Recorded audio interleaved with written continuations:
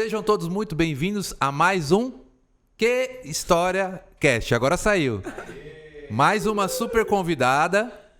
Conosco aqui, Natália Benite Ribeiro. E aí, Natália, tudo bem? Gratidão pelo convite. Eu que agradeço. Prazer uma honra estar com vocês.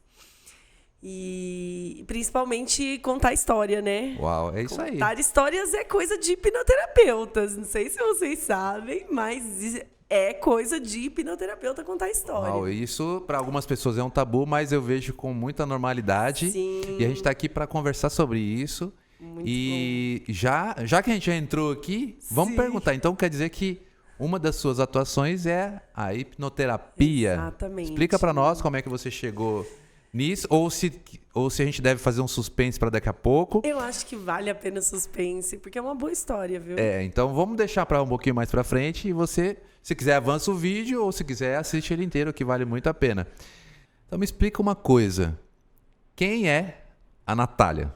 Explica para nós. Natália, eu sempre gosto de responder essa pergunta que eu não sou, eu estou. Olha. Porque Deus me ensinou uma coisa muito poderosa. A gente está nesse plano, mas o verdadeiro sentido de estar aqui é o plano dele, né? Então, eu aprendi a responder essa pergunta que eu sou uma alma vivendo uma experiência terrena. Uau, né? eu não tinha escutado isso ainda. Eu Olha, já que ouvi máximo. algumas vezes, mas é realmente uma experiência única você viver assim, porque você começa a olhar a vida de uma outra forma, né? Sugestionar que você não está passando por um momento difícil, você está um aprendizado de alma. E as pessoas associam muito o ser com o que ela faz. Exatamente. Quem é a Natália? Ele fala, não, eu sou médico, eu sou enfermeiro. Exatamente. Ele fala a profissão dele, né? Exatamente. Por incrível que pareça. E a será gente que é a se essência de uma identifica pessoa... com isso, porque a gente caracteriza as pessoas, né? Sim. Nós taxamos as pessoas dessa forma, né? Exatamente. Culturalmente. Agora, você desconstruir essa questão sobre você traz mais clareza Sim. da sua essência, né? Sim, sim. Então você descobriu que a sua essência é a alma com uma experiência, uma alma espiritual Sim. com uma experiência terrena. Uau! Sim. Eu acho que eu gostei disso. Também É sou muito isso aí. bom. E é bom viver. Se você não vive essa experiência, começa a pensar nisso agora. Porque viver uma experiência terrena se sentindo alma muda a configuração de como você vê as dificuldades. E é por isso que eu resolvi me definir assim. Então, eu estou nessa posição, mudo frequentemente, me dou essa autorização de me modificar em posições para que eu possa experimentar bastante coisa até o dia que ele me chamar, né? Para me retirar daqui desse plano. E aí te permite transitar pela profissão que você quer, né? Porque Sim. tem gente que assume tanto a característica do que faz que a essência dela é só aquilo. Exatamente. E aí a gente esquece que nós somos seres ilimitados, né? Em capacidade, né? E de alcançar o que a gente quiser, né? E poder também, porque a gente, como imagem e semelhança do Criador, nós temos o poder de co-criar. Só que a gente limita isso exatamente por estar enquadrado, né, nas coisas que são moduladas aqui nesse plano. Então, essa é a minha experiência como ser humano. Antes de qualquer outra coisa que eu seja, que esteja vivendo nesse momento, eu sou uma alma em experiência aqui. Então, eu gosto dessa definição. Uau. Deixa eu perguntar uma coisa assim, porque dentro da nossa história não tem como não passar a nossa família. Sim. Fala um pouquinho assim de você e do que constitui você como pessoa em conjunto com a sua família, né? Estando, né? Legal. Fala um pouco assim da sua família, sobre o seu casamento, que eu não vou dizer que eu não sei, porque eu conheço o maridão e eu sei que ele é um cara super caráter. Quero que você fale um pouquinho sobre isso. E família também, fala pra nós. Claro. Eu estou tudo isso porque aprendi com eles, né? Então, eu tenho uma característica muito forte da minha família. Estou casada com o Bruno e a gente está nessa vida em compromisso. Então, o nosso compromisso, a gente fala que se tivesse outras vidas, a gente estaria juntos. Um abraço, porque é uma Bruno, pra você. Meu amor. Ele é o cara que me aguenta, gente. Né? Não sou fácil. Eu digo que atrás de toda grande mulher tem um grande homem. Com certeza, com certeza. Ele é um cara que Ele foi meu ex-namorado de adolescência, né? A gente ficou 5 anos na adolescência juntos. Ficamos 8 anos separados.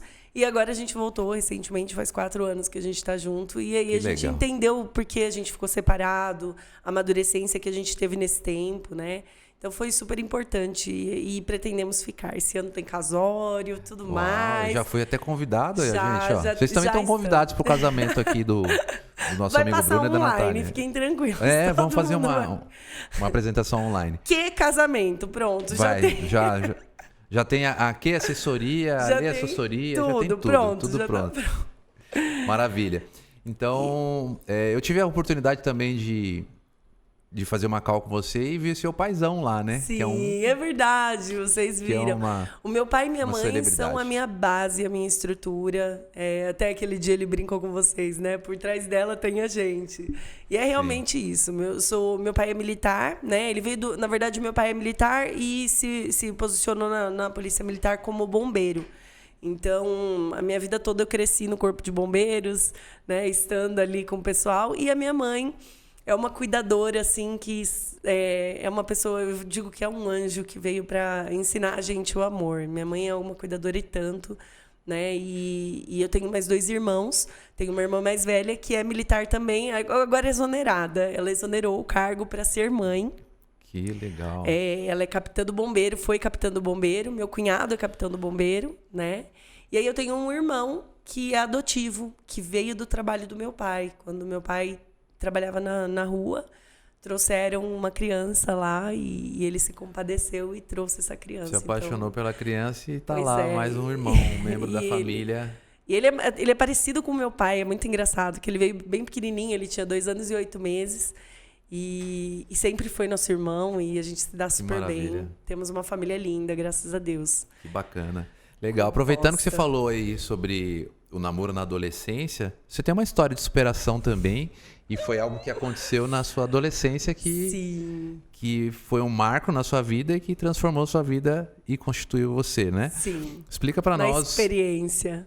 O que aconteceu ali na sua adolescência? Falar sobre a minha família hoje é muito fácil, porque foi uma relação que a gente construiu, né? Só que nem sempre foi assim. A verdade é que todas as famílias têm problemas. Se você tem problema na sua família, parabéns, seja bem-vindo ao mundo. Esse é o verdadeiro significado de estar aqui, resolver problemas em família, né? E para você ter uma família feliz, você tem que saber que você tem que fazer a sua parte, porque senão não acontece. E esse foi o meu papel na minha família, né? E a gente teve uma infância muito feliz, a gente cresceu em bairros do interior de São Paulo, Jaú, no Pouso Alegre, que é um distrito que é muito assim, tipo, são as casas de campo. A gente tinha acesso à natureza, livre. Que legal, isso é a melhor infância, né? A gente era criança livre, tomava chuva, descalço, era muito gostoso. E até mais ou menos os meus 13 anos, a gente teve uma relação com o meu pai, meu pai tinha hábitos militares em casa. Então a gente foi educado numa educação militar. As disciplinas, acordar cedo. Tudo. O estudo, a exigência com quem nós éramos, né? Caráter, tudo isso foi moldado e eu agradeço muito. Foi muito rígido, mas foi muito bom. E nesse período que a gente foi se construindo, a gente entrou na pré-adolescência ali. Eu e minha irmã temos 1 ano e 8 meses de diferença, meu irmão um pouquinho mais, mas a gente estava todo mundo nesse bonde quando meu pai teve um surto. Ele teve um surto dentro da polícia. Na verdade, eu considero que ele teve uma experiência ruim, muito ruim, dentro de anos de dedicação a um processo militar que assim ele dava a alma dele para aquilo. Sim, uma dedicação, uma vida de dedicação, né? É uma vida de muita disciplina, de muita abnegação. É muito. E meu pai era um cara do serviço social. Então ele sempre estava na rua prestando serviço, fora do bombeiro também. Do trabalho voluntário, e de repente o meu pai se perdeu no caminho e a gente perdeu o pai. Então a gente perdeu a referência de pai.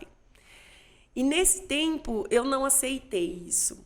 Eu digo hoje que eu fui uma adolescente muito teimosa, mas porque eu não aceitei perder aquilo que eu sabia que eu tinha internamente.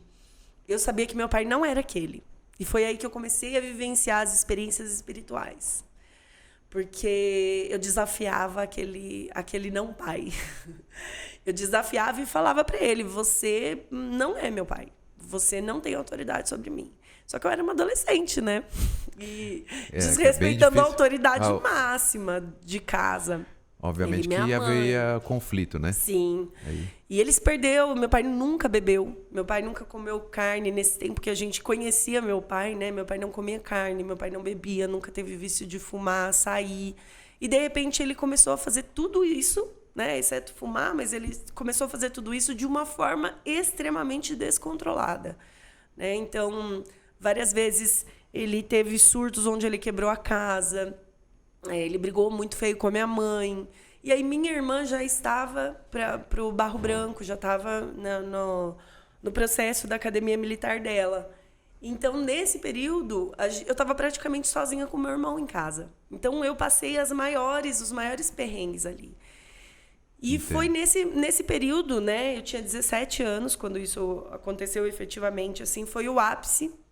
A gente teve algumas coisas que mudaram, assim, o relacionamento dos meus pais. E eu entrei no meio disso porque eu queria ajudar de alguma forma, né? Quando a gente é adolescente, a gente acha que a gente sabe mais que os pais. Porque a gente está nessa experiência de viver o mundo jovem.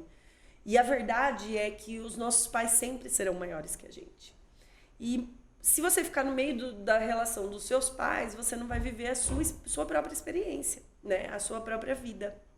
Então, a partir dessa experiência de estar posicionado como adolescente, filho, como aquilo que você realmente é, você começa a aprender a se portar como filho. E eu não tive essa maturidade nessa época.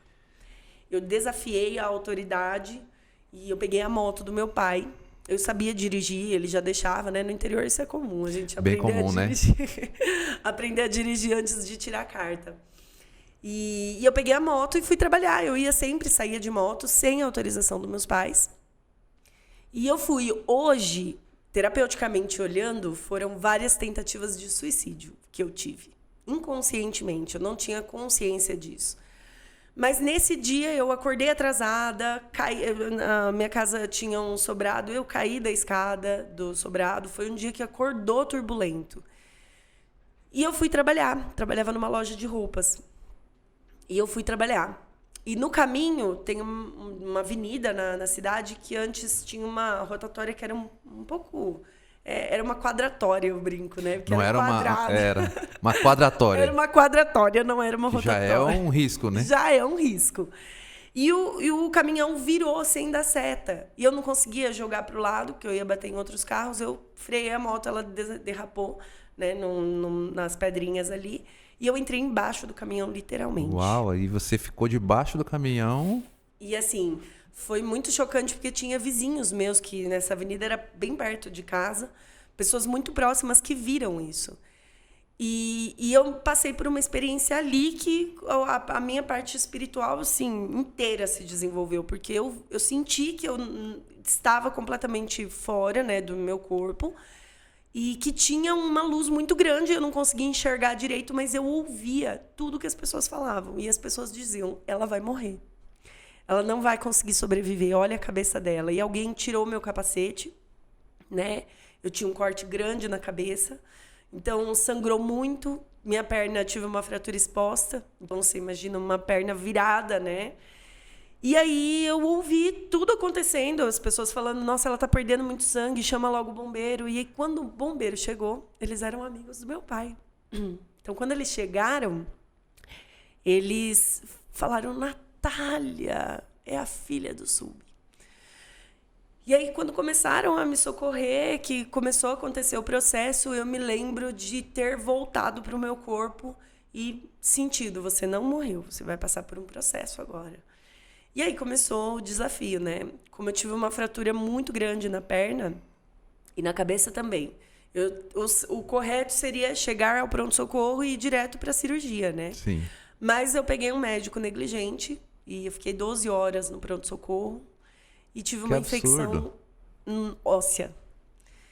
E essa infecção óssea custou anos, né? Porque não calcificava as cirurgias. Então, eu tive 8 cirurgias na perna e uma na cabeça para consertar tudo isso. Que desafio, hein? E foi muito desafiador, porque nesse momento, os meus pais estavam se separando efetivamente, né? Eles estavam, assim, a ponto já de cada um pegar as suas coisas e ir para cada lado. E não deu para eles fazerem isso, porque alguém tinha que arrumar a casa para eu chegar lá com a minha mãe, né? Então, no final das contas, o meu plano deu certo, porque meu pai ficou, né? E quando meu pai começou a ver a importância, a gravidade do que tinha, ele voltou para casa e aí começamos a reconstrução. Só que ainda assim levaram-se mais 5 anos de muito desentendimento, a gente não conseguia se entender de jeito nenhum. E a sua recuperação demorou quanto tempo? 1 ano e meio. Entre idas e vindas no hospital. Todas essas cirurgias aconteceram nesse período? 1 ano e meio. Foi praticamente uma cirurgia por mês.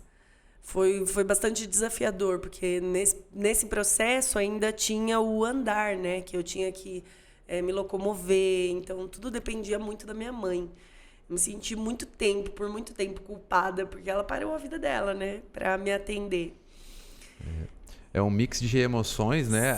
Tem a questão da separação, da revolta. Eu acredito que tem um sentimento também de culpa, muitas vezes, do filho, né? Sim. Sempre se sentir culpado com algum atrito que tem entre os pais. Sim. Eu acho isso comum. E de repente, dentro desses atritos, você acaba gerando traumas que seguem para sua vida inteira, né? Então, dentro desses traumas que você leva para sua vida, vão te impedir em vários aspectos na sua trajetória, né? Exatamente. Agora, assim, então 1 ano e meio de recuperação, mas o que mais demorou foi o ajuste da família com tudo aquilo que tinha acontecido.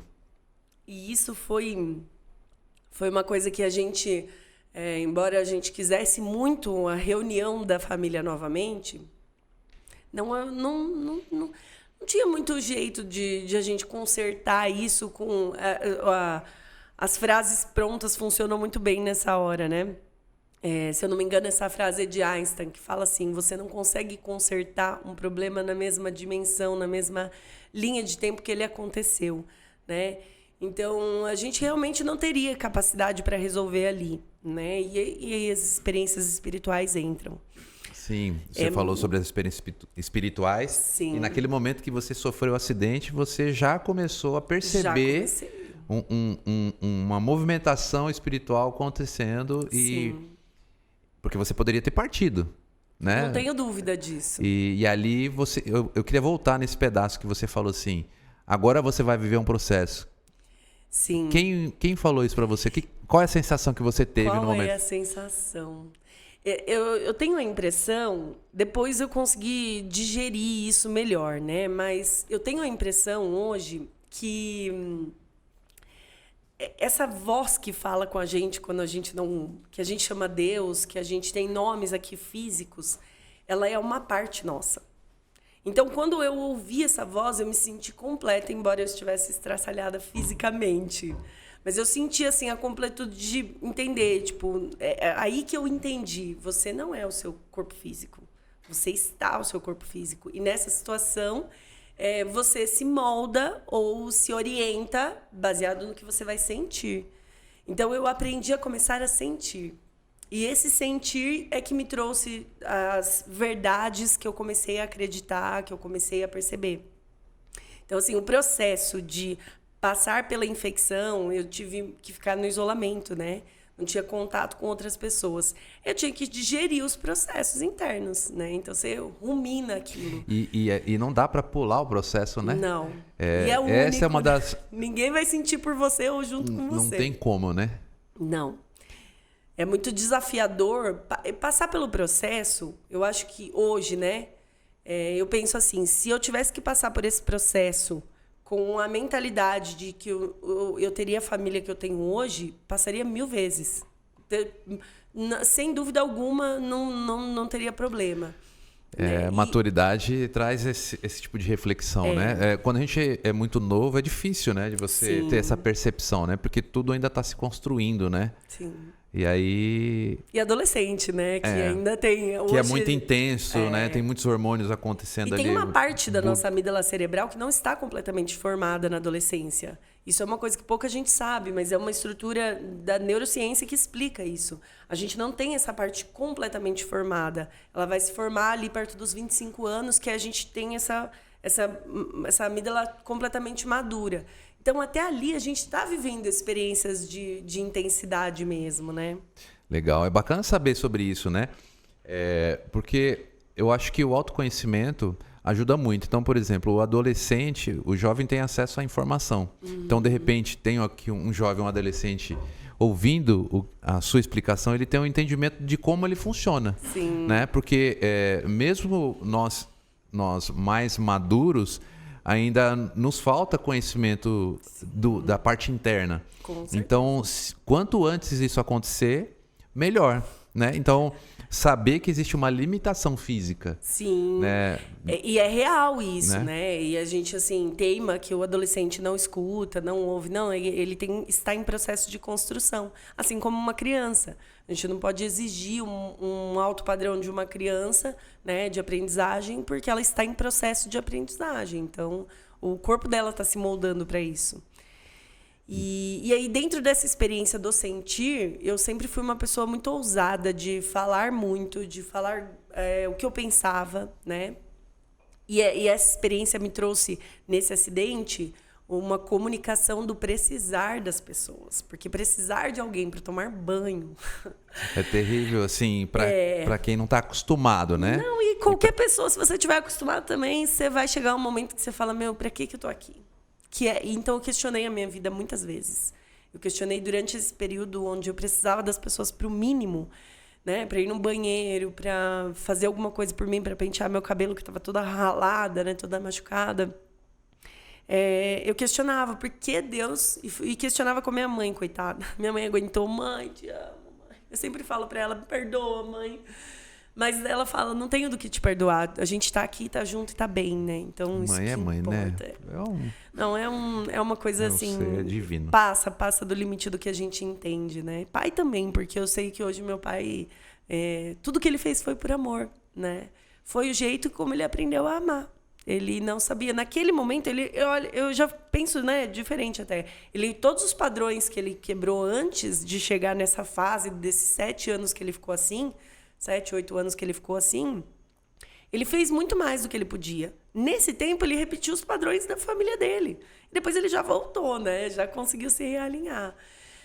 Então, logo quando eu comecei foi um tempo que, assim, minha família nunca... A gente sempre viveu muito bem, mas nunca foi uma família rica. Então, a gente tinha dificuldades, porque nesse momento que eu estava reaprendendo a andar, minha mãe tinha investido tudo que ela tinha já para eu estar nesse lugar, né? E aí as dificuldades eram da recuperação. Você sofreu um acidente, tinha em torno de 17 anos. Então, ali, quase para os 19, Sim. Você começou a andar desde o início ou não? Como é que você ficou um tempo acamada? Eu fiquei um tempo. Eu fiquei um mês, assim, direto na cama. E depois eu de cadeira de roda. E foram mais 8 meses. Aí depois saindo da cadeira de roda, né? Eu usei aquele fixador externo. Ah, tá. Então, o fixador, ele me dava uma... Desculpa. Imagina. Tchim, a vida. Ele me dava uma flexibilidade. Uma flexibilidade... O fixador, ele me dava uma flexibilidade de reaprender a andar enquanto eu estivesse no processo. Por quê? Ele é móvel, né? Então, você ajusta toda semana. Então, apertava. Eu ia no ortopedista para ele apertar. Em cada aperto, o osso encaixava de novo mais um pouquinho para tentar chegar no lugar. Mais dor. E foi muito assim, essa foi a última tentativa dele, né? Esse ortopedista, ele me acompanha até hoje. Ele falou assim para mim, Natália, eu não tenho mais recurso para usar. Daqui é a amputação, não tenho o que fazer. Então, a gente vai tentar esse último recurso.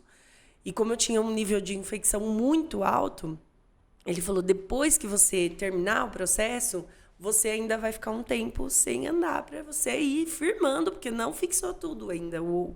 A calcificação, a infecção, o problema da osteomielite, que é uma coisa que aí eu já aprendi, que eu já me hipnotizava sem saber, é que eles me deram um diagnóstico de que a osteomielite, ela não cura, né? O osso, ele fica a vida toda com pedaços, né, flagelos dessa infecção, e se tiver uma ruptura ou se espalhar pelo corpo, uma septicemia, né? Então, como eu não tive isso, eu falava, eu não aceito isso no meu corpo, eu não quero isso no meu corpo. Então, eu falava, não, eu vou sair daqui andando. E o teste de sair andando foi começar com um aparelho. Então, com o aparelho, eu perdi 2 centímetros de substância óssea, né? Então, eu tenho 2 centímetros a menos de perna, que dá uma diferença grande de quadril, né? Então, eu fui aprendendo a andar e andar na ponta do pé, para conseguir ficar. Quando tirou o aparelho, eu consegui me estabelecer com os pés no chão, ainda que na pontinha do pé. Eu conseguia me estabelecer para andar. E eu saía andando do hospital. Saía andando. E aí, como meus pais já tinham assim, Natália, a gente já esgotou os nossos recursos, você vai ter que se virar agora. Eu comecei a fazer yoga. Então, aí, nesse momento, é que muda toda a sua história profissional, né? Profissional, com certeza. Tá, conta pra nós aí essa história do yoga. E é engraçado isso, porque agora pensando, né, eu nunca tinha feito essa associação. O yoga foi um complemento espiritual que eu ganhei nesse caminho, porque foi a linguagem do corpo que eu aprendi, né? Enquanto a gente está com uma dor, a gente não percebe o desafio que a alma tem para se encaixar nisso. Porque a dor física, ela passa por um processo psíquico, emocional, mental, mas ela passa pela sua alma também, que é uma experiência que está registrada no seu campo espiritual. Então, eu não tinha feito essa associação, que todas as vezes que a gente tem uma dor física, a gente passa pela profundidade da alma naquele aprendizado para você não repetir de novo com essa mesma intensidade. E aí o yoga foi me ajudando a voltar, a me recuperar. Eu tive uma professora que foi apaixonante assim, na minha vida. Ela me ensinou, me ajudou a me restabelecer. Então, hoje em dia, quem não me conhece não percebe que eu tenho essa diferença. Nunca percebi nada. Se eu não Super falar, normal. a maioria das pessoas não sabe, né? Até ver a cicatriz, que eu tenho bastante cicatriz, né? Tenho algumas cicatrizes no rosto que eu percebo, mas que fez plástica e aí ninguém percebe quase. Então, eu acredito que esse processo da modulação, né, de como eu cheguei a esse final, foi através desse campo espiritual, ainda agindo com esse campo espiritual. E aí você me perguntou da parte profissional, né? Com certeza você não aguentou. Você foi se aprofundar na questão. Com certeza. Porque eu fiquei tanto tempo no hospital, Jardel, que eu fazia minhas próprias bolsas de água quente. Elas me conheciam já, as enfermeiras já sabiam. E elas falavam, Natália, a sua bolsa tá lá no posto de enfermagem, pode ir lá pegar, ou pode ir preparar. Eu já sabia como fazia, porque eu ficava de 40, 50 dias, voltava para casa 2, 3 dias, ficava mais 2 meses internada. Então, eu aprendi a lidar com a enfermagem, eu sabia o que estava acontecendo, e aí eu me apaixonei pela enfermagem. E logo que eu saí, eu tinha 19 anos exatamente, eu comecei a fazer o curso de enfermagem quando eu saí do hospital, né? Me estabeleci, estou andando, fui fazer o curso de enfermagem e comecei a fazer o yoga, que foram 2 coisas que complementaram. Legal, né? Já com o desejo de ajudar as pessoas, né?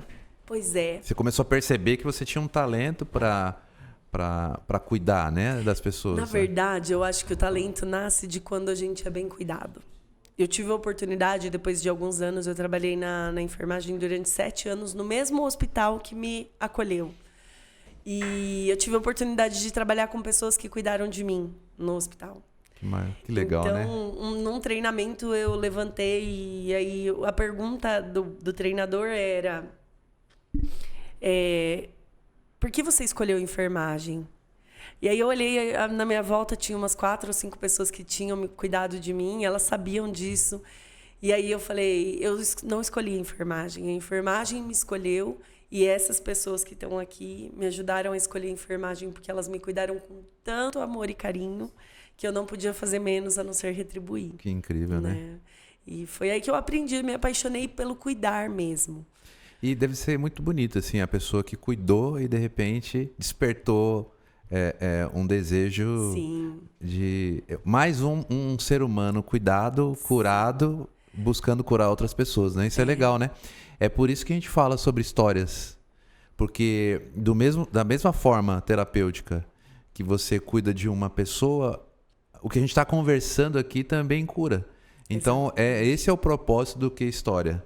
Do Que História Cast. Por quê? Porque ele vai chegar no seu lar, vai levar cura para você ou para alguém da sua família ou para alguém que você conhece. E as histórias curam mesmo, então, fato isso. As nossas feridas, né, sendo abertas, porque você, de certa forma, quando você começa a voltar na história, você, de certa forma, acaba sentindo algumas dores que você sentiu naquele período, né? Então você abre com o intuito de curar outros, né? Isso é bem legal. É interessante que, terapeuticamente, hoje, olhando para isso, a gente só consegue falar com maestria, né, de alguma coisa que doeu muito quando a gente está curado. Então, você só consegue olhar para isso e contar essa história quando você já passou pelo processo que está chegando na cicatrização já. Porque senão você expõe a ferida e alguém pode te apontar um gatilho. E aí você volta naquele lugar e aí você enrosca lá, né? Inclusive, isso é uma dica valiosa. Se você passa por um processo de uma história forte, lembre-se que você está sendo testado para contar essa história com maestria, sem chorar, equilibrando suas emoções. Então, vai aprendendo a contar a sua história. Não seja a vítima da história. Não seja a pessoa que virou um coitado com aquela história. Isso é uma escolha. Se você virar um coitado, é uma escolha. Se você resolver ser um testemunho dessa experiência, você vai mudar outras vidas, mesmo que você não queira, né? Você vai mudar outras vidas. E isso é gratificante demais. Não tem preço. Você sentir... Nunca foi por ajudar alguém que eu fiz. Mas eu fui trabalhar no pronto-socorro. Então, uma das coisas que eu percebi no pronto-socorro, e aí as coisas vão se encaixando para chegar até onde eu cheguei hoje e estar aqui conversando com vocês até. Por muito tempo, pela diferença física, imagina uma adolescente, eu ouvi coisas horríveis das minhas amigas, né? De algumas amigas. Fala um pouco sobre isso daí. Então, os amigos são aqueles que deveriam animar, né? E adolescente é uma raça que não... Né? Você está em experiência ali, mas é uma fase muito difícil. E eu me lembro que eu sempre fui uma menina grande, desde pequena. Eu sempre fui muito grandona. Então, eu era diferente das meninas que tinham a minha idade, porque eu tinha uma estrutura maior, Então, o meu físico chamava muita atenção. E uma das meninas da escola, né, que tinha amizade, foi me visitar no hospital. E eu estava assim, a situação que eu estava era o rosto extremamente inchado, pós-cirúrgico, as duas pernas completamente, né, inativadas e toda ralada. Então, praticamente, eu ficava com o lençol por cima só para cobrir, né? E eu não conseguia me mover muito e nem falar, porque a minha boca estava quebrada, meu maxilar estava quebrado.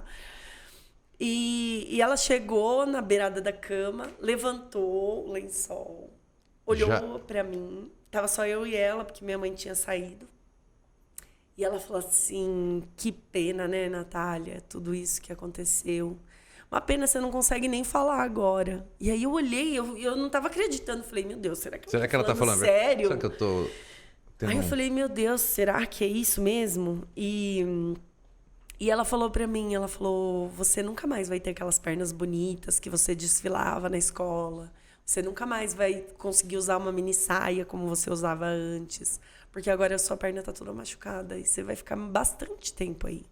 Nossa, a hora que ela saiu, eu toquei a campainha e pedi pra enfermeira. Eu falei, nunca mais deixa essa menina entrar aqui. Nunca mais eu quero ver ela. Foi terrível, assim. O meu psicológico estava muito maltratado, né? E, de certa forma, tudo isso foi me reconstruindo, porque eu aprendi o que é uma amiga também. Nesse período, eu sempre tive uma pendência, né, a olhar para o lado feio da vida. Eu tive isso, eu admito. E durante toda a minha vida foi assim. Então, todas as pessoas que eram maltratadas na escola, lá estava eu, junto com essas pessoas, porque eu queria entender por que essas pessoas ficavam assim, sozinhas. E tinha uma menina que ela era diferente no físico dela. Ela não tinha nenhum tipo de deficiência, nem nada. Foi nesse mesmo período do acidente. Sim. A gente estudava juntos. E ela era uma pessoa que as pessoas, sabe, pegavam nela ali de vez em quando. E ela sabe disso, que eu sempre agradeço ela. Todas as vezes que eu posso mandar um beijo para ela e agradecer ela. Ela foi a única pessoa que foi lá falar para minha mãe: tia, deixa que eu fico com a Natália. Eu cuido dela. E ela me cuidou, assim, diversas vezes, me ajudando a ir no banheiro. Foi uma amiga e tanto. Então, eu aprendi muito o que era amizade a partir daí. Aprendi a ficar sozinha. E o que é uma amizade, né? Exatamente. Eu aprendi muito a ficar sozinha nesse período. Então, depois, eu tinha muito medo de me relacionar com as pessoas, mas eu sempre ainda continuei, depois do acidente, eu ainda continuei com esse lado feio da vida. Então, eu acabava atraindo só aquelas coisas que eram muito pesadas. E minha autoestima estava muito baixa. Então, para voltar, né, para puxar o fio ali, logo que eu saí a minha recuperação, que eu fui trabalhar no pronto-socorro, eu conheci histórias horríveis de pessoas que estavam sobrevivendo, que eu enfiava a minha dor no bolso e falava: imagina, isso daqui não é dor. Isso daqui é só um processo. Tenho minha perna, tá tudo bem, vou vivenciar. E aí o yoga me ajudou a ter essa noção de, tipo, olhar para o ser humano com uma forma diferente, né? Aquele momento que a pessoa estava com uma dor extrema, de eu ser uma alma ali para ela. Só pegar na mão, numa finalização da vida, né? Eu vi muitas pessoas morrerem na enfermagem. E você ver a morte de pertinho te faz refletir sobre a vida. Totalmente, né? Muito. Não tem como você ter uma reflexão sobre a vida num caminhar correto se você não tiver o outro lado, né, bem aguçado. Imagina quantos profissionais que em silêncio, assim como você, né, apertaram uma mão, deram um último agrado, né, até o último suspiro, né? É o último suspiro junto. Por isso você sente que nesse momento que nós tivemos a pandemia, existem muitos heróis que estão em oculto, né? Muitos. E aí a gente vive num país onde os reality shows, muitos deles são chamados de heróis, né? Eu acho que, assim, não estou julgando as pessoas que estão participando, mas os verdadeiros heróis, eles estão em oculto, geralmente, né? Eles estão em silêncio e ali todos os dias, e a gente vai ter essa noção quando a gente estiver num outro plano, né? Que aí sim... Ou quando você tiver alguém que está muito perto de você com essa experiência, porque uma coisa que a gente não pensa... E que eu costumo perguntar: se você não existisse, que falta você faria? Né? Porque você só começa a perceber a sua ausência quando você tem um choque muito grande de realidade. Porque enquanto a gente está vivenciando a experiência vida, a gente não pensa na morte. Porque a gente não é treinado a falar sobre isso, a gente não é incentivado a dizer sobre isso, todo mundo morre de medo, né? Não vou falar. É um tabu, né? É um tabu. E a gente não ensina, né? Então, quando eu comecei a vivenciar essas experiências, eu trabalhei com crianças também. E ver crianças falecendo, eu questionei muitas vezes a Deus, porque eu falava: meu Deus, tão pequenininho, podia ter vivido uma vida, né, inteira. E o que me fez sair da enfermagem foi a morte de uma criança por negligência médica. Eu falei: eu não quero mais assumir o papel de ser conivente com nada que é errado. Então, eu decidi empreender, né? E aí eu já tinha feito muitos cursos de desenvolvimento pessoal para me curar, né? Para me limpar dessas feridas que eu tinha profundas. E aí eu comecei a empreender. Foi uma viagem, um mergulho interno ali, né? E buscando ajuda, né? Sim. Que legal que você teve uma percepção de que não dava para fazer sozinho. Sim. Né? Eu acho que quando as pessoas querem caminhar sozinhas, elas carregam uma carga muito grande. Né? E quando a gente caminha com pessoas, a história das pessoas curam, né? O apoio. Existem pessoas que a gente nem acredita que tenham comportamentos que têm, né? Invejosos. Né? Elas estão nos observando o tempo inteiro, né? E quando você está lá embaixo, elas chegam deveriam Pra chegar tirar pra ajudar e ela vem, tipo, Dá mais uma dar mais puxadinha. uma rasteirinha, né? Mas se a gente souber canalizar essa coisa ruim, você sobe mais alto ainda, né? Exatamente. E foi o que aconteceu com você, começou a mergulhar no autoconhecimento, se relacionou com Deus, né? Porque Muito. muita dor, né? Com certeza não deveria ser assim, né? A gente deveria nos relacionarmos com Deus nos momentos felizes, né? Sim. Também, mas a dor nos leva a um caminho mais humilde, Com mais de certeza. dependência. Precisar de pessoas também Aprender é algo... a se comunicar, né? A gente é tão ensinado a falar ou de uma forma extremamente liberta, né? Você fala tudo o que você quer ou você reprime. E esse caminho do meio, que é a comunicação clara, concisa, objetiva, a objetividade nos sentimentos, te dá clareza para você sentir. A gente não foi ensinado a se sentir triste.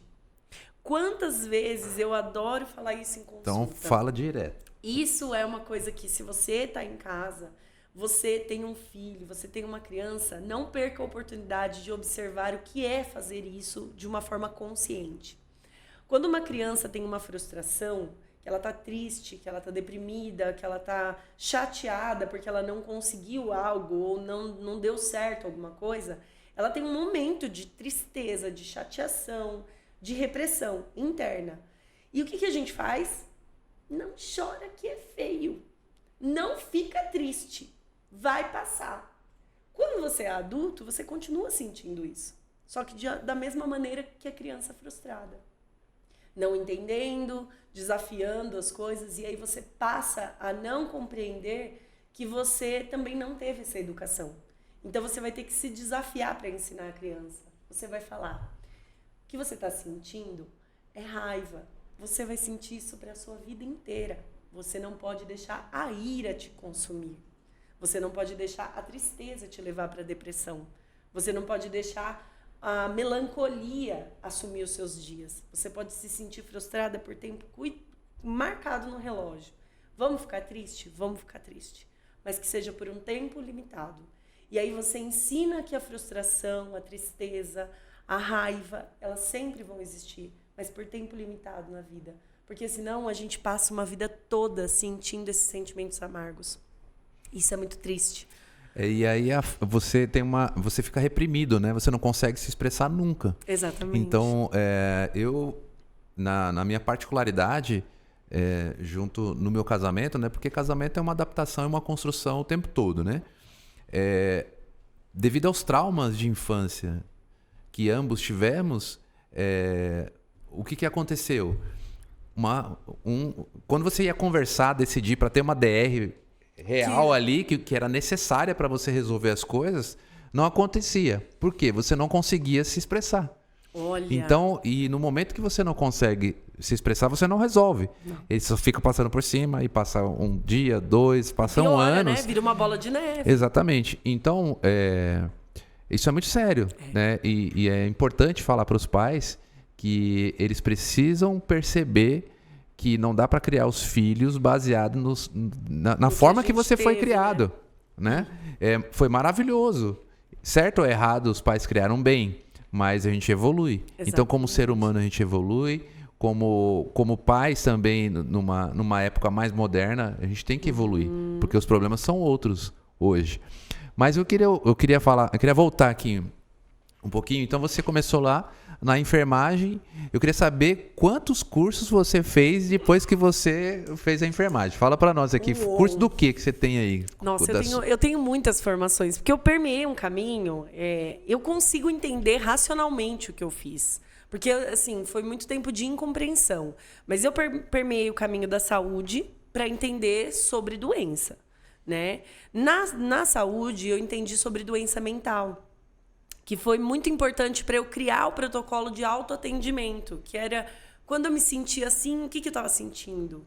Às vezes estava relacionado, por exemplo, muita tosse, muita tristeza, estava relacionado com o meu pulmão. Então, eu fui pegando a linguagem emocional através do físico. E isso me resumiu para eu saber o que eu estava sentindo. Depois eu fui para os cursos de meio ambiente. Eu sou tecnóloga ambiental, fiz minha especialização em geoprocessamento ambiental. Então, assim, eu permeei esse lugar também, fiquei 4 ou 5 anos trabalhando no meio ambiente, que foram meus cursos onde eu trabalhei em multinacional, fiz mapeamento, trabalhei em ONG com processos de educação ambiental e aprendi sobre a saúde no ambiente onde a gente vive. Às vezes, a gente quer fazer um projeto para um lugar, mas aquele projeto não cabe para aquele lugar porque as pessoas não estão preparadas para aquilo, né? Então, eu aprendi a respeitar o limite do ambiente de cada um.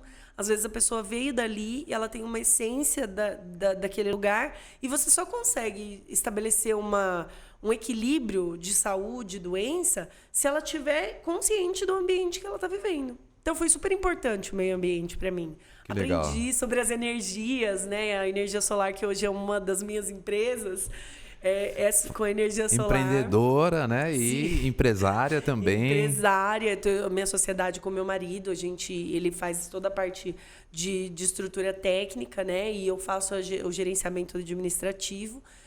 Vem daí, dessa paixão de olhar o mundo de uma forma mais sustentável, de olhar as comunidades, né, de uma forma mais amorosa com a natureza.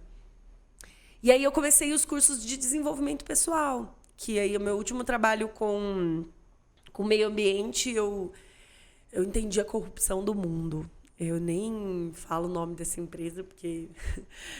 É uma coisa Nem muito precisa. Delicada, porque quando a gente entende o que é corrupção de fato, a gente entende o quanto a gente, às vezes, é conivente. E aí, pelo mesmo motivo que eu saí da enfermagem, eu saí do meio ambiente. Eu não me corrompo por qualquer dinheiro. Então, se eu tiver que fazer alguma coisa que mexe com o meu caráter, eu saio de lá e prefiro... São valores, né? São valores que não são Exatamente. negociáveis, né? Inegociáveis. Então, quando eu saí de lá, eu comecei a trabalhar com comportamento, porque uma das coisas mais importantes para mim é caráter, né? Se eu te dou a minha palavra, eu vou assinar qualquer papel, que é o que a gente estava brincando aqui antes, né? Amigo assina 2 papéis e não amigos assinam 1 papel, para que você possa conferir isso com o seu caráter. Legal. É isso. É Muito só uma fixação daquilo que você tem, né? Como valor. E aí, esse lance de colocar a minha força ali me trouxe para essa solidão, porque as pessoas falavam, Natália, você saiu de lá, você podia subir de cargo. Meu chefe não queria me mandar embora. Ele falou, Natália, eu não tenho Qual é o motivo, né? Qual é o motivo? Não. Você é uma excelente funcionária. Eu falei, ok, Esse mas é o eu motivo. não vou fazer isso. Eu não admito fazer isso, né? E aí, são pequenas torturas psicológicas que te colocam no mundo da vida, né? No mundo adulto. E eu já vinha com muitos traumas profundos, traumas que eram muito doloridos ali, físicos, emocionais, que quando chegou no mundo do dinheiro, eu desabei, eu não conseguia andar. Eu falava, eu não vou conseguir trabalhar em lugar nenhum. Porque eu tinha andado por tudo já. E no interior, todo mundo conhece todo mundo, né? Então, a Natália mudou de novo de serviço. Ixi, a Natália não tá mais lá. E o legal, quando você mergulha no autoconhecimento, explica para nós aqui, como é que você se livrou do que as pessoas acham? Porque interior é isso, né? Todo mundo se vê o tempo todo. A gente está aqui em Alphaville, Barueri. O tempo todo você encontra com as pessoas... né? Que você já viu em algum momento. E aí, fala para mim, como é que você começou a deixar de lado o que as pessoas estavam pensando sobre você?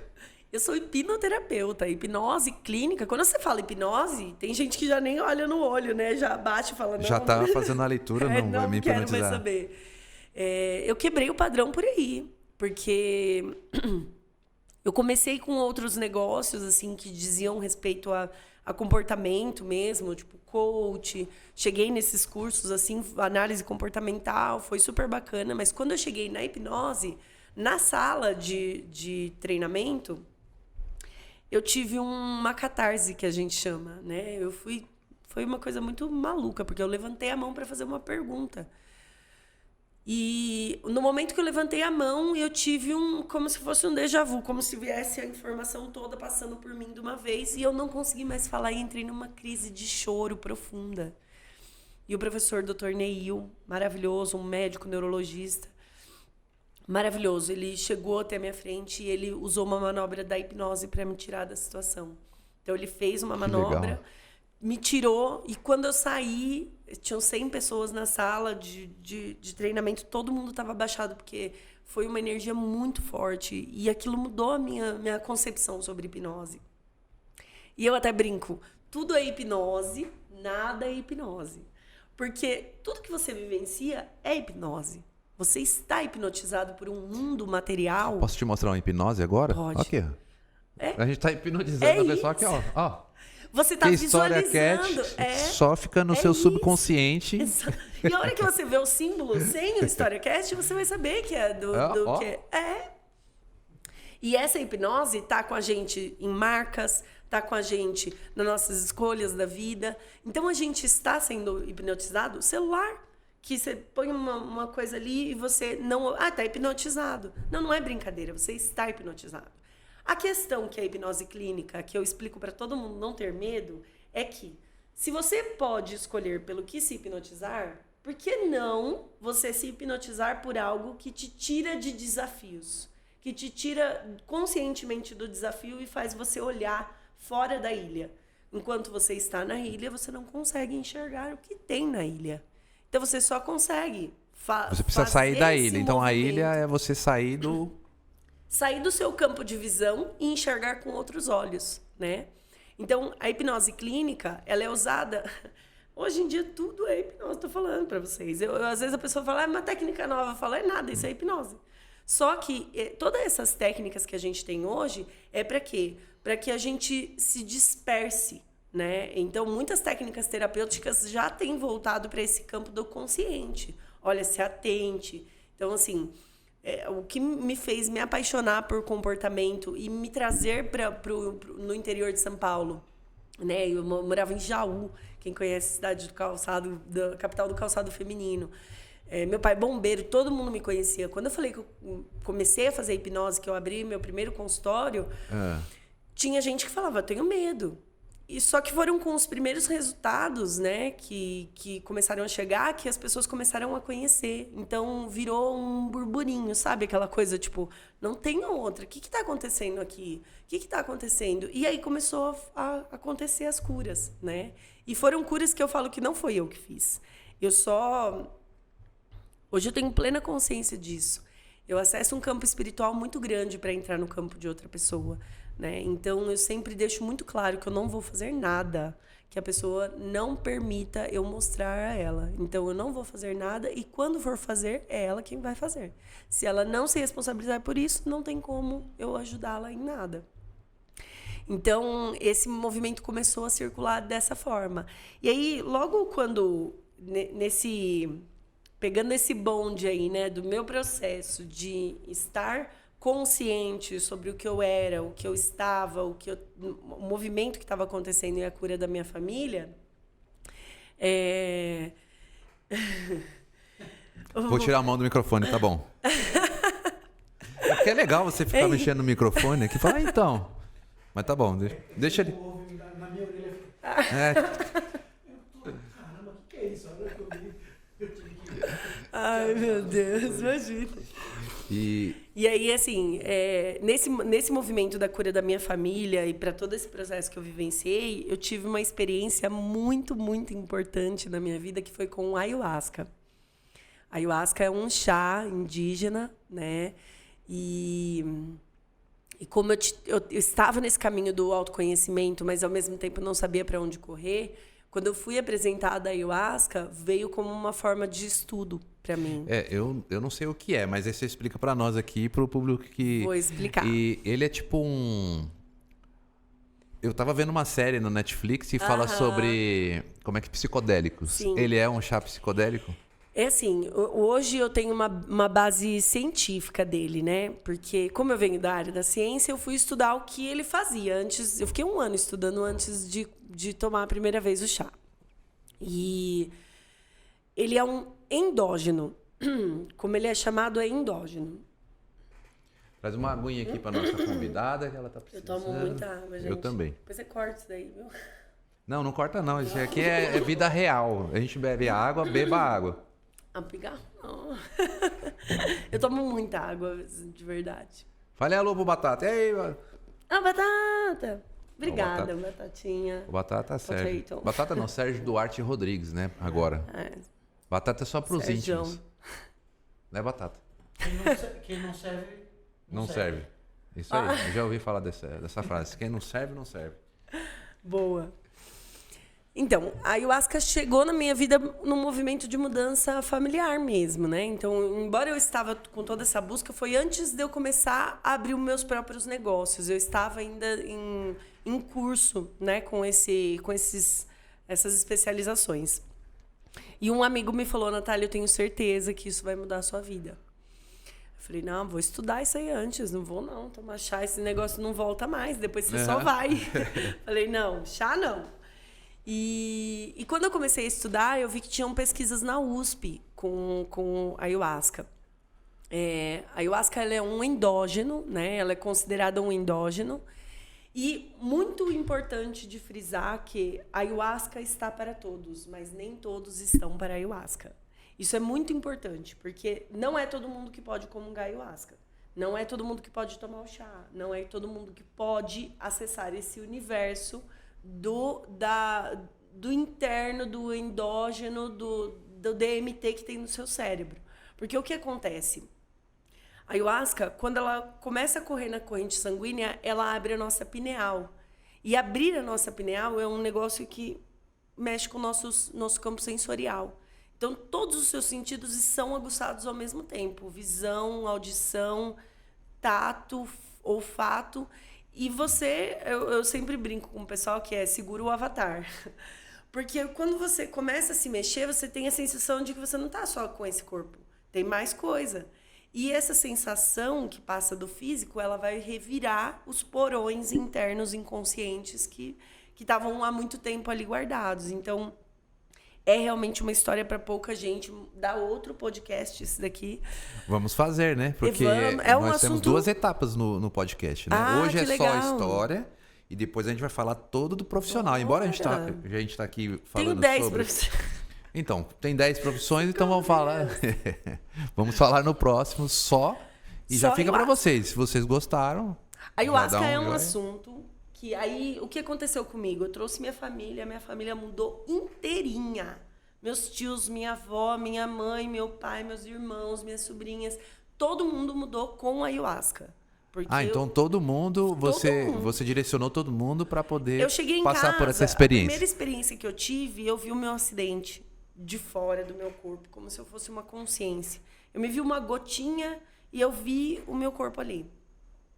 E aí me mostrou, viu o que aconteceu, tinha muito sangue no lugar. E eu vi assim, viu o que aconteceu? Agora eu vou te mostrar o que é, da onde você veio. E me levou para o meio de uma mata. E nessa mata, eu ouvia... Hoje eu tenho a referência, assim, para ilustrar um pouco do que eu vivenciei com a ayahuasca, do Avatar. Quando tem aquela árvore gigante e os tambores, eu sentia que eu estava correndo para um lugar daquele. Eu senti o pé, o frio da mata, e me senti muito acolhida. E aí tive os processos de revirar mesmo essas sensações, né? E eu cheguei em casa e falei pra minha mãe, mãe, então tem 2 alternativas. Ou eu tô completamente louca, você vai ter que me internar, e aí já acabou mesmo, porque já estava bebendo, já tinha usado droga, já estava num ponto, né? Que foi nesse caminho de recuperação que eu me perdi também. Que, assim, são muitas histórias dentro de uma mesma história, né? Então, são aspas aí que eu vou fazer bem rapidinho. Mas eu estava no momento de me buscar desesperadamente, porque eu sabia que eu não ia durar. Eu sabia que se eu continuasse do jeito, no ritmo que eu estava emocionalmente machucada, eu ia acabar morrendo de algum jeito, né? Então eu falei pra minha mãe, só tem 2 alternativas. Ou eu tô completamente louca, e aí você vai ter que me internar, leva uns livros lá pra eu ler e tudo bem. Ou você vai comigo e sente você com a sua própria pele. Daí eu mostrei os estudos pra ela, que eu fui atrás dos papers. Teve que convencer a mamãe. Não, eu me convenci também, porque... Você demorou 1 ano. E a mãe? Quanto tempo você demorou pra convencer? Minha mãe foi um final de semana. Minha mãe foi rápida. Minha mãe tava mais resolvida, né? Ela tava na dor todinha, tanto tempo. Não, tá bom, deixa, eu tava aceitando. Vamos logo. E aí veio meu pai, né? E meu pai, quando ele... Meu pai é um pajézão hoje, você vê, ele é um pajé. Ele é um indião. E ele se encontrou porque ele foi apresentado às dores familiares dele, né? E aí, quando ele consultou a dor familiar dele, ele começou a trazer a mãe dele, que era uma senhora de congregação, de 30 anos de congregação cristã, e a minha avó faleceu comungando a ayahuasca. E ela agradecia sempre, porque ela falava, todos os meus filhos se uniram graças ao chá, né? Que a gente conseguiu a amorosidade. É isso que a gente conseguiu com a ayahuasca. Então, assim, eu recomendo para quem pode, né? Hoje eu tenho um psiquiatra que me acompanha nesse caminho. Todas as pessoas que vão comungar, eu peço para que falem com ele se tem alguma alteração aí, medicação, algum transtorno, porque é um assunto muito sério. Mas a amorosidade que se traz ali na parte espiritual é muito grande, né? Então, o que aconteceu depois desse momento com a ayahuasca foi a união da nossa família inteira. Então, veio todos os meus tios, todos os meus primos. Trouxe, assim, uma afetividade muito grande. E aí, como eu estava nessa área do meio ambiente na época, né? Eu me tornei durante muito tempo esse bicho grilo que eu adorava, esse lugar de estar consciente da espiritualidade através da amorosidade da natureza. Então, a gente andou por tempos, ainda hoje é assim, né? No interior a gente tem muita fazenda, muita coisa que é onde a gente procura fazer os trabalhos, né? Hoje em dia eu tenho me afastado um pouco de comungar o chá, eu só ajudo quem precisa, vou nos trabalhos e ajudo, né? Mas mesmo assim é uma das partes do meu trabalho voluntário hoje que eu indico para quem precisa, né? Então, assim, para quem que serve a ayahuasca, para quem tem problema com drogas, que não consegue sair das drogas, é ótima a ayahuasca. Para quem tem problema com depressão e não está com medicação, porque isso é muito importante, excesso de serotonina pode dar distúrbio fortíssimo e pode causar esquizofrenia, então não é para todo mundo. Tem que estar sem medicação, tem que estar acompanhado de pessoas responsáveis. Então, assim, tem o mercado da ayahuasca aí rodando na internet e chamando pessoas para irem sem orientação. Cuidado, muito cuidado. Porque o nosso cérebro é uma caixinha preciosa, né? E foi por esse caminho, assim, que eu vim. O desenvolvimento pessoal chegou na cidade com a ayahuasca através do nosso movimento familiar. E aí as pessoas começaram a acreditar mais, porque veio junto com esse lance da hipnose. Então, eu comecei a ter respaldo médico, né? Porque eu conhecia bastante gente da área médica, por conta da hipnose e estar falando essa linguagem. Às vezes eu orientava para alguma pessoa específica e começou a vir esse movimento da ayahuasca. Então, a cidade se tornou uma referência assim, para a nossa família, né? Uma cidade pequena, se tornou essa referência da nossa família estar sempre de braços abertos para curar, para ajudar. Então, hoje, eu brinco que a nossa casa virou um ponto de luz, porque a gente atende pessoas que, às vezes, a gente nem deveria receber em casa, né? Mas virou um ponto de luz mesmo.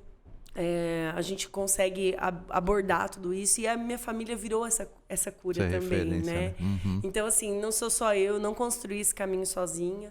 Eu volto lá no começo, não seria o que eu sou se eu não tivesse a família que eu tenho, que tivesse topado todas as coisas, né? Todas as histórias que eu já vivenciei, eles tivessem vindo comigo. Então, hoje, embora a gente está num ambiente muito mais sem chás, todo mundo passando por terapia, a gente está num ambiente como se não tivesse acontecido toda essa história, mas todo mundo consciente. Se a gente chegar a falar sobre isso, a gente consegue conversar sem brigar, né? Falar, apontar a dor, falar, aquilo doeu, hein? Lembra como você me fez sofrer? Mas sem brigas, né? Então, assim... Muito bem, é muito bom ver uma família novamente restaurada e unida, né? É Deus purinho. Quando a gente olha isso, a gente tem certeza que esse é o caminho que Deus escolhe pra gente, né? A gente que se dispersa dele. Então, assim, eu estou em muitas profissões, como eu disse no começo, eu estou nessa posição hoje. E hoje a hipnose clínica ela significa para mim um atendimento muito personalizado somente para quem quer realmente olhar para coisas interiores muito profundas, né? Eu tenho me dedicado, me debruçado com o tempo de atividade a falar com pessoas conscientes, né? Porque hoje, com o rumo que o mundo tomou de uns 5 anos para cá, eu não me sinto segura de indicar ayahuasca, de verdade. Eu acho que não é para todo mundo e não dá para a gente indicar. Então, só depois que eu conheço muito bem a pessoa, que eu tenho noção do que está acontecendo, que eu conheço a rotina, é que eu indico. Mas esse foi um dos processos que eu vivenciei dentro do autoconhecimento, né? Que foi, para mim, ainda é um grande... Ainda passo por processos, estou numa mentoria com o pessoal que tem trabalhado muito desenvolvimento, estou fazendo novos cursos aí de desenvolvimento pessoal. Nunca para, né? Não. Porque É até pelo nome, né? Desenvolvimento pessoal, nunca vai parar, né? Então, manda a pergunta aí da produção. Qual é? Manda aí, a voz do... Que não é do além. A voz que tá vindo do além? Não é do além. Não é do além. Eu já ouvi falar desse ayahuasca e eu já ouvi falar de uma outra coisa que eu imaginava que fosse a mesma, que é o Santo Daime. Santo Daime. Fala pro pessoal de casa se tem diferença, qual é a diferença. Na verdade, a ayahuasca, a gente chama do chá, né? O chá é a ayahuasca. Aí, dentro do chá, tem as diversidades como se fossem religiões, né? As doutrinas. Então, por exemplo, tem a barquinha, União do Vegetal, Santo Daime, são orientações filosóficas, doutrinárias dentro da bebida. Então, por exemplo, né? Mas a essência do chá é a mesma. A essência do chá é a mesma. O que muda, né? A gente chama o nosso de xamanismo. Por quê? Porque a gente gosta de meio de mato, cada um com o seu colchonetinho, seu travesseirinho, sua coberta, vai, deita, tem gente cuidando, tem cuidadores ali, você deita em orientação musical, a gente põe a música para tocar, ou tem alguém tocando violão, fazendo o som, mas fica lá e a gente acompanha o processo. Então, são 2 doses, primeira dose 2 horas, segunda dose na terceira hora ali até a 4ª hora. Então, são 4 horas de trabalho. E esse é o nosso trabalho. Esse é o chamado xamanismo, né? Que vem mais dessa coisa indígena. É como os indígenas fazem mesmo. Roda em volta da fogueira e ayahuasca e consciência e silêncio. E aí você pode usar instrumento, tambor, maraca, enfim. Carrom. Carrom. Tem gente que na força... Eu vi um amigo dizendo aí, vai ter carrom, o Bruno todo animado. Vai ter carrom hoje. Nossa, ele ficou, viu? Ele ficou. Desculpa te atrapalhar, era só um adendo, só. Parênteses. Tem gente que na força... Eu sempre fui muito de percussão, mas a ayahuasca me ensinou a tocar tambor. Ela que me ensinou, ela moveu a minha mão para isso e eu senti um poder. Porque o que a gente chama de força é quando a gente começa a abrir a expansão da pineal, você sente que você entra numa maresia, parece um torpor, tem gente que fala, nossa, parece que eu tô bêbada, né? É um torpor que dá para você acessar seu campo espiritual. E aí você começa a sentir. Então, assim, os instrumentos, eles têm um ritmo de vida interna neles, que quem é músico tem essa sensibilidade já à flor da pele, né? O ouvido é muito mais sensível, amplia. Então, a gente ali consegue fazer muito mais disso. No Santo Daime, por exemplo, eles não usam tambor, não usam instrumentos como qualquer outro tipo de instrumentos, a não ser a maraca. Que a maraca é aquele bem... o deles é tipo uma latinha mesmo, que tem os farelinho dentro lá que faz barulho. E é aqui, ó, pertinho do coração, e é na disciplina, fardado que eles chamam, né? Tem uma roupinha lá. E aqui, e em pé, e segurando, né? Então, assim, o que a ayahuasca causa? É normal a gente ter processo de catarse. Quando você está nessa disciplina aqui, você tem que segurar um pouco a catarse, que é a náusea, vômito, vontade de ir no banheiro, xixi, cocô, suor, às vezes uma vontade de rir. Quando a gente está mais livre no xamanismo, você consegue deixar fluir o que vem para você, né? Seu corpo se manifesta. Claro que sempre seguindo as normas básicas, porque você não perde a consciência. Então, ali eles dedicam só com a maraca, com inário, que veio lá da Amazônia, né? Então, são os inários que os indígenas usam mesmo. E aí são 4 horas de trabalho que são mais disciplinados. E aí tem União do Vegetal, que tem esses mesmos princípios da disciplina filosófica. São várias vertentes, né? O nosso, no xamanismo, é mais livre, né? A gente tem outras medicinas complementares, o cambô, o rapé, a sananga, que é o colírio do olho, né? Que os indígenas usam para caçar, por exemplo, a sananga. Então, assim, dentro de tudo isso tem uma imensidão, né? Por isso que eu falei, é um assunto super extenso, mas é um processo de cura muito, muito, muito, muito espiritualizado, que se usado de forma inteligente, né, é possível ter uma boa experiência. Esperar bom senso de todo mundo da população não dá, né? Então e é por isso que tem que... Por isso que, assim, eu acredito que não é porque eu não quero falar da ayahuasca, é porque eu quero exatamente trazer para pessoas que tenham consciência, né? Como eu comecei a dizer, a ayahuasca não está para todo mundo, assim como todo mundo não está para a ayahuasca. Aliás, ela está. E da hipnoterapia, você está atendendo também? Estou atendendo. Não com tanto... Hoje em dia, aqui, então, Alphaville foi um lugar... Deus me trouxe para cá e eu ainda... Faz 5 ou 6 meses que a gente está aqui e eu ainda estou me encaixando, mas a gente tem um espaço aqui para atender, né? Mas eu priorizei os atendimentos online. Então, assim, eu tenho trabalhado com orientação e mentoria, né?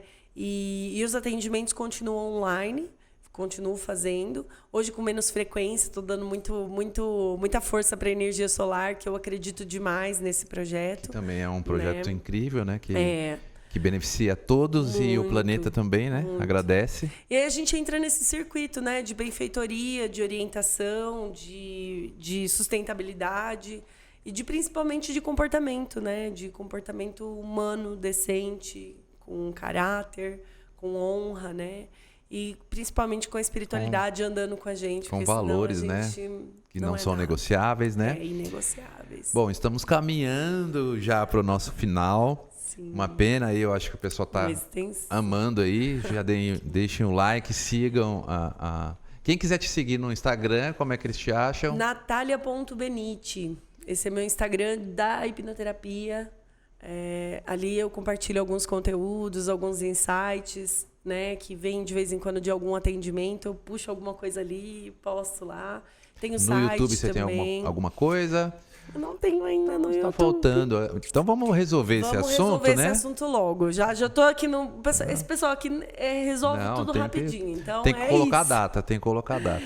E tem muito conteúdo, eu tenho certeza que tem muita coisa boa pra gente falar aí, mas é isso. E eu quero que você deixe uma mensagem para quem está nos assistindo agora, que você sentir aí no seu coração, que possa ajudar as pessoas. Aí você fala pertinho do microfone para gente fazer aquele corte e ir olhando para aquela câmera. Olha, hoje o meu maior desejo, assim, para olhar o mundo, né, com os olhos que eu desejo, é que as pessoas sejam espiritualizadas. Esse é o meu maior desejo. E o que eu gostaria de deixar como mensagem é o quanto você tem trazido para a sua vida a espiritualidade em todas as suas ações. Se você hoje recebesse a presença de Jesus aí na sua frente e você tivesse que passar na sua pele pelas 10 últimas ações que você fez com a outra pessoa do seu lado, com qualquer outra pessoa, as 10 últimas ações que você teve, você seria feliz ou estaria preocupado agora? Então, eu sempre penso que se Jesus entrar pela nossa porta, a gente não vai saber a hora que é. E as nossas 10 últimas ações podem ser as ações que vão reverberar pela nossa vida. Então, não espere se arrepender. Seja hoje uma pessoa com caráter, com integridade, com espiritualidade, consultando a presença daquele lá do alto, porque ele mostra pra gente que a gente não a gente está. É só um momento, vai passar. Que top. Amei conversar com você. Prazer todo Amei meu. Conhecer a sua história. Muito obrigada. História, né? Que história obrigado. Maravilhosa. Quero te agradecer, dizer que foi muito, muito fortalecedor. Que bom. Foi um exemplo também de superação para mim. Eu acho que, tipo, eu que tô aqui à frente sentindo toda aquela energia, toda aquela, sei lá, aquela coisa boa, né? Que que só você consegue decifrar, né? Sim. Vencer, né? Eu tive aqui já, você é minha terceira participante, né? Que delícia. Está aqui no nosso hashtag 3, e tivemos já 2 pessoas incríveis. Falamos com Flavinho Luizeto, Manuela Dourado. Maravilhosos. Histórias de superação que que vão fazer toda a diferença na minha vida. Obrigado. Que bom, tá gratidão. Bom? Eu que agradeço pela participação, E o próximo pelo vai ser convite. o maridão, Com o Bruno. certeza. Ele tem que contar a história dele aqui. Ele tem uma história muito forte também. Então, tá assim bom. a gente vai incentivando vocês colocarem as histórias pra fora. Tem muita história boa que eu tenho certeza que tá guardadinha aí. Vocês merecem contar pro que história. Então, Muito obrigada. olhem pra mim aqui, estou hipnotizando vocês, deem aquele like, ativa o sininho, o sinão, o que você quiser, para você receber as próximas, tá bom? Grande abraço, fiquem com Deus, estamos juntos.